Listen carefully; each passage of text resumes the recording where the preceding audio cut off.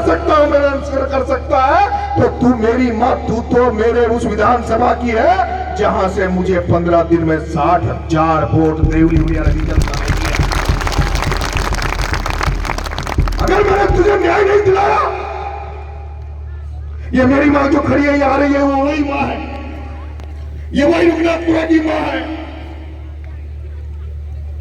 अगर मैंने कहा थे मेरी मां तुझे न्याय नहीं दिलाया, तो फिर मेरा राजनीति करने का कोई औचित्य ही नहीं है। अरे मेरे देवली उनियारा के लोगों, मेरे देवली उनियारा के लोगों, फूल बनकर चोचिया, फूल बनकर चोचिया, उसको यहां मसला गया। फूल बनकर जो जिया उसको यहां मसला गया। आदमी को फौलाद के सांचे में नहीं, फूल बनकर जो जिया उसको यहां मसला गया। अगर छीनता हो कोई, अगर आपका हक और अधिकार, अगर छीनता हो कोई हक और अधिकार, तो आंख से आंसू नहीं, सैलाब बरसना चाहिए, सैलाब बरसना चाहिए। मेरे भाइयों, मैं भरोसा दे रहा हूं, मैं आपसे विश्वास दे रहा हूं, देवली उनियारा के मेरे लोगों, अंता विधानसभा में मुझे आशीर्वाद देने वाले लोगों और छबड़ा में मुझे आशीर्वाद देने वाले लोगों, फूल बनकर मत रहो। फूल बनकर रहोगे तो कोई भी मुट्ठी से मसड़ देगा। फूल बनकर रहोगे तो कोई भी मुट्ठी से मसड़ देगा। कोई भी थानेदार, कोई भी ढुलिया, कोई भी हिम्मत कर लेगा तुम्हारे ऊपर कुठाराघात करने का। इसलिए मैं कहता हूं कि फूल बनकर जो जिया उसको यहां मसला गया। अगर छीनता हो कोई हक अधिकार अगर आपका, तो आंख से आंसू नहीं, सैलाब बरसना चाहिए, सैलाब बरसना चाहिए। और यही नारा मैं डूंगरी बांध वालों को भी कहना चाहता हूं, डूंगरी बांध की कमेटी को भी कहना चाहता हूं कि अगर डूंगरी बांध को बचाना तो फूल बनकर किसी के आगे हाथ मत फैलाओ। तुम्हारे घर उजड़ रहे, तुम्हारे परिवार उजड़ रहे। अरे जब तुम्हारे घर उजड़ रहे, परिवार उजड़ रहे, तो तुम्हारी तो आंखों में सैलाब होना चाहिए, आंखों में गुस्सा होना चाहिए। मेरे देवली उनियारा के भाइयों, मेरा मन था जब मैं 25 साल से बिना चुनाव लड़ाई लोगों की सेवा कर रहा हूँ, लोगों के लिए मुकदमे खा रहा हूँ, लोगों के लिए जेल जा रहा हूँ, कई मुकदमे मेरे पड़ने लग गए, तो 3 जगह से जहां मैं चुनाव लड़ा, देवली उनियारा, अंता और छबड़ा, मेरा मन था कि मैं 24 घंटे 365 दिन आपकी सेवा करूं, आपके दुख दर्द को कम करूं। लेकिन आप जानते हैं, आपका बेटा देवली उनियारा में चुनाव लड़ा, वहां पर जो संग्राम का जो प्रकरण हुआ, इस तरह से एसडीएम जाति कर रहा था और आपके बेटे को जाति देखी नहीं गई, और जिस तरह का तमाचा उसे एसडीएम के थप्पड़ मारी, वो तमाचा पूरे हिंदुस्तान में गूंजा, पूरे हिंदुस्तान में गूंजा। उसके बाद आपका बेटा, जिस पर केस बड़ा नहीं बनता था, लेकिन ओम बिरला ने, सारे सत्ताधारी लोगों ने मिलकर 8 महीने आपके बेटे को जेल रख दिया, आपके बेटे को जेल रख दिया। मेरा मन था मैं चुप नहीं बैठ सकता। जेल से निकलने के बाद पिपलोदी के जन क्रांति यात्रा निकाली ताकि जनता को जगाऊं, जनता में क्रांति पैदा करूं, जनता में आत्मविश्वास बढ़ाऊं, जनता में ऐसा भरोसा व्याप्त करूं जो किसान भाई, नौजवान भाई, जब उन पर कोई कुठाराघात हो तो वो खुद से निकलकर सड़कों पे उतर जाए और सत्ताधारियों से और कुठाराघात करने वाले लोगों के खिलाफ लड़ाई लड़ने की आरंभ कर दे। इसलिए जन क्रांति यात्रा निकाल रहा था, लेकिन उन 7 बच्चों जो पिपलोदी में जो भ्रष्टाचार की भेंट चढ़ गए, उस सदमे को मैं झेल नहीं पाया, उनके परिवारों के दुख को मैं झेल नहीं पाया, और जन क्रांति यात्रा को छोड़कर मैं वहां उनके लिए धरना देने चला गया, 40 दिन जेल चला गया। इसलिए मुझे मौका नहीं मिला देवली उनियारा वालों तुम्हारा ऋण चुकाने का, मुझे मौका नहीं मिला। बीच में तुम्हें भी पता 2 साल नरेश मीणा के या तो जेल यात्राओं में बीते हैं या फिर नरेश मीणा के चुनावी दंगल में बीते हैं। लेकिन नरेश मीणा को जैसे फुर्सत मिली, नरेश मीणा पे चलकर तुम्हारे बीच में तुम्हारी सेवा करने आ गया, तुम्हारे दुख दर्दों को मिटाने आ गया, तुम्हारे दुख दर्दों को मिटाने आ गया। और जब मेरी मां ने मेरे पास आई, उसी दिन मैंने मेरे साथियों से बात करी, मेरे भाई देशराज दारोड़ा, शिवनारायण मीणा, मेरा भाई मनोज, इनसे बैठकर मैंने बात की कि मुझे आंदोलन करना है, देवली उनियारा की जनता की एक एक समस्या को दूर करना है। जनता की देवली उनियारा की जनता को एक समस्याओं को दूर करना है। मुझे समरावता में जो कांड हुआ, जो 60 बच्चे मेरे साथ जेल गए, 60 दिन की जेल यात्रा में 60 बच्चे रहने के बाद भी जिनके घर वालों ने एक दिन भी ये नहीं कहा कि नरेश मीणा की वजह से हमारे बच्चे जेल चले गए, जिनके घर वालों ने एक दिन भी नहीं कहा कि नरेश मीणा की वजह से हमारे बच्चों के फ्रैक्चर आ गए, तो मेरा फर्ज बनता है उन परिजनों को भी जिनके बच्चे, कुछ लोग पढ़ाई कर रहे हैं, उनको कोई दिक्कत सरकारी नौकरी में नहीं आए, इसलिए उनको अभी न्याय दिलाने का फर्ज मेरा बनता है। इसलिए नरेश मीणा ने तय किया कि समरावता में जो अभी तक न्याय पूरा नहीं हुआ, जो 60 बच्चों के खिलाफ मुकदमा लगा हुआ है, मुझे कोई फर्क नहीं पड़ता एसडीएम का मुकदमा मेरे ऊपर जिंदगी भर चले, चाहे फिर से सजाए हो जाए, चाहे जेल चला जाओ, लेकिन मेरा फर्ज बनता है कि उन 60 लड़कों को मेरी वजह से कोई कानूनी पेच में फंसकर कोई दिक्कत नहीं होनी चाहिए। इसलिए मैंने तय किया कि आंदोलन करेंगे और उन 60 बच्चों का मुकदमा वापस लेने की सरकार से मांग करेंगे।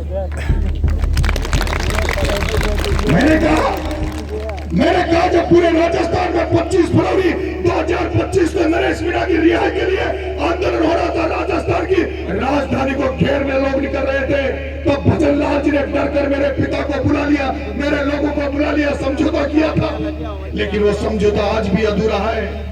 वो समझौता आज भी अधूरा है। जो 14 गांव जो उनियारा से तोड़ के देवली जोड़ दिए थे, उनको आज भी वापस से नहीं जोड़ा गया है। आज भी वो जो गाड़ियां जली थी, जो लड़के घायल हुए थे, उनको आज भी मुआवजा नहीं दिया गया है। और मैं देख रहा हूँ इस टॉप की जिले में, तो मैंने देखा है यहाँ कभी कोई फसल बीमा की बात नहीं हुई। मेरे किसान भाइयों, खेतों में फसलें खड़ी है, खेतों में फसलें खड़ी है, थोड़े दिन बाद जब फसलें कटने लगेगी, हर घर में ब्याह शादी होने लगेंगे, किसान भाइयों को पैसे की जरूरत पड़ेगी। तब मैंने सोचा कि जब मेरे किसान भाइयों को जब फसलें कटे, ब्याह शादी, टीका लगन में पैसे की जरूरत पड़े, तो वो फसल कटने से पहले मैं चाहता हूं कि सरकारें ताकि समर्थन मूल्य पर कांटे लगा दे, ताकि इन किसानों को मंडियों में नहीं, समर्थन मूल्य पर अपना कांटों पर माल बेचना पड़े। इसलिए नरेश मीणा ने बहुत सारी समस्याओं को लेके, आपका शॉप से लेके अलीगढ़ तक का रोड हो, चाहे मालियों की झोपड़ियों का विस्थापन का मामला हो, चाहे दारुला गांव को ढाणी से गांव बढ़ाने का मामला हो, इसलिए तमाम समस्याएं जो देवपुरा गांव में जहां पानी की समस्या हो, जहां समरावता के पास जो पंचायत है, उसमें जो रायपुरा गांव है, उसमें माता बहनों को पीने का पानी हो, जितनी भी समस्याएं आपके बेटे के सामने इस दौरान आई है, उन सारी समस्याओं को दूर करने के लिए आंदोलन कर रहा हूं। जो कोटड़ी मोड़ पर पूरे टॉप में कहीं भी दिल्ली बॉम्बे हाईवे पर कट नहीं है, इस कोटड़ी मोड़ पर कट बनवाने के लिए नरेश मीणा आंदोलन कर रहा है। इस कोटड़ी मोड़ पर दिल्ली बॉम्बे में कट लगवाने के लिए नरेश मीणा कर रहा है। ये जो कोटड़ी का जो गाँव है, ये जो कोटड़ी का गांव है, जहाँ थानेदार सिपाही रोज आते हैं, जो वो लोग मकान बनाते हैं, उनको थाने में ले जाते हैं, कारीगरों को थाने में ले जाते हैं। इस बात का आंदोलन है, या तो सरकार इनके जमीनों के पट्टे दे, मकानों के पट्टे दे, नहीं तो कोई भी मकानों को रोकने नहीं आए। अगर आएगा तो नरेश मीणा दीवार खड़ी बनकर खड़ा हो जाएगा, दीवार बनकर खड़ा हो जाएगा।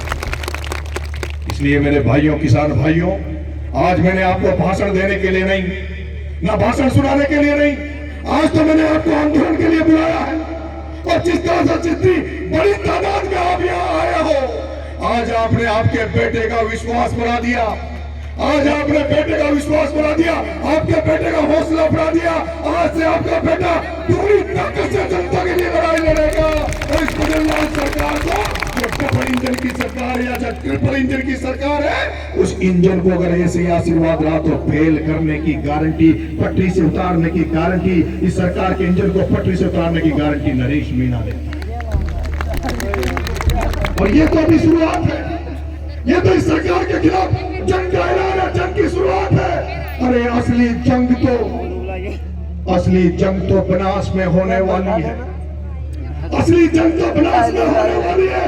असली जंग तो वहां होने वाली है जो मेरे किसान भाइयों को, आम जनता को घर बनाने के लिए, तो दीवार बनाने के लिए एक टोली रेत के 15-15 हजार, 20-20 हजार रुपए देने पड़ते हो। एक किसान, एक आम आदमी अगर कोई एक टोली रेत लेके आ जाए तो 1.25 लाख की पेनल्टी काट देते हैं, उसको जेल में डाल दिया जाता है। और इस राजस्थान के सफेद पोष कपड़ों में बैठे हुए वो धंधा सेठ जो नेता है, राजनीति करते हैं, वो ओम बिरला, प्रमोद जैन भाया, वो राजेंद्र सिंह राठौर, जिन्होंने गाद निकालने के नाम पर जो बिसलपुर में जो जहाज चला रखे, नावें चला रखी है। मेरे किसान भाइयों नहीं जागे तो जैसे सीमेंट कट्टों में मिलता है उसी तरह बजरी भी कट्टों में मिलेगी। मकान नहीं बना पाएंगे, शौचालय नहीं बना पाएंगे। इसलिए अभी तो ये जंग की शुरुआत है, असली जंग तो बनास में बिरला के खिलाफ होगी और फिर उससे भी बड़ी जंग तो डूंगरी बांध के लिए होगी। उसके लिए उसके बाद सबसे बड़ी, उसके बाद बड़ी जंग तो डूंगरी बांध के होगी। मैं तो इंतजार कर रहा हूं कि कब कमेटी आकर ये कह दे कि नरेश मीणा आंदोलन तू तेरे हाथ में ले ले, तू संभाल ले। मैं कमेटी वालों से कह रहा हूं, मैं डूंगरी बांध में आने वाले गांव से कह रहा हूं, अरे तुम्हारे तो क्षेत्र गांव का मुद्दा था, यहाँ कोई मुद्दा नहीं था। यहाँ तो मेरी सी अकेली माता का मुद्दा था, जिसको मैंने इतना बड़ा बाउंड्री कर दिया, जिसको मैंने तूफान के रूप में खड़ा कर दिया। अगर नरेश मीणा जिस दिन डूंगरी बांध में कूद जाएगा तो तुम कह रहे हो डूंगरी बांध, अरे नींद नहीं आने दूंगा मंत्रियों को, मुख्यमंत्रियों को नींद नहीं आने दूंगा, ट्रेन की सांस नहीं खोने दूंगा।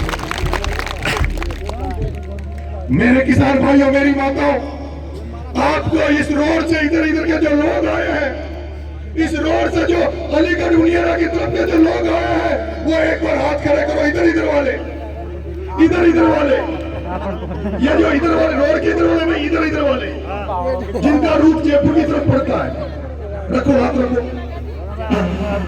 अब जो कोटा साइड के जो लोग आए रोड के इधर, वो हाथ खड़े करो। बराबर की संख्या है, बराबर की संख्या है। मैं कल कोटा, मैं जब मुझे जिला कलेक्टर ने, एसपी ने मुझे बातचीत के लिए बुलाया, मुझे जिला कलेक्टर एसपी ने बातचीत के लिए बुलाया, तब उन्होंने मेरी ज्यादातर मांगों को सहमति दे दी थी। जो जिला लेवल पे जो हमारी समस्या थी, हमारी मांगे थी, उन्होंने कह दिया था सीआई का इंतजाम कर देंगे, इलाज कर देंगे। उन्होंने कह दिया था मालियों की ढाणी को विस्थापित कर देंगे, उनको मुआवजा दिला देंगे। उन्होंने कह दिया था जो सोप से अलीगढ़ का जो टूटा सड़क पड़ी है, जो अलीगढ़ से असल गांव की जो टूटी सड़क पड़ी है, इनको डामरीकृत करने के लिए प्रस्ताव भेज देंगे। उन्होंने कह दिया था जो जलदारी विभाग की जो जल जीवन मिशन में जो नाला में जो पानी नहीं आ रहा, उनमें पानी चालू कर देंगे। उन्होंने कह दिया था जो दारू की ढाणी जो भी रेवेन्यू गाँव नहीं है, उसका प्रस्ताव भेज देंगे। उन्होंने सारी मांगों के लिए सहमति दे दी थी।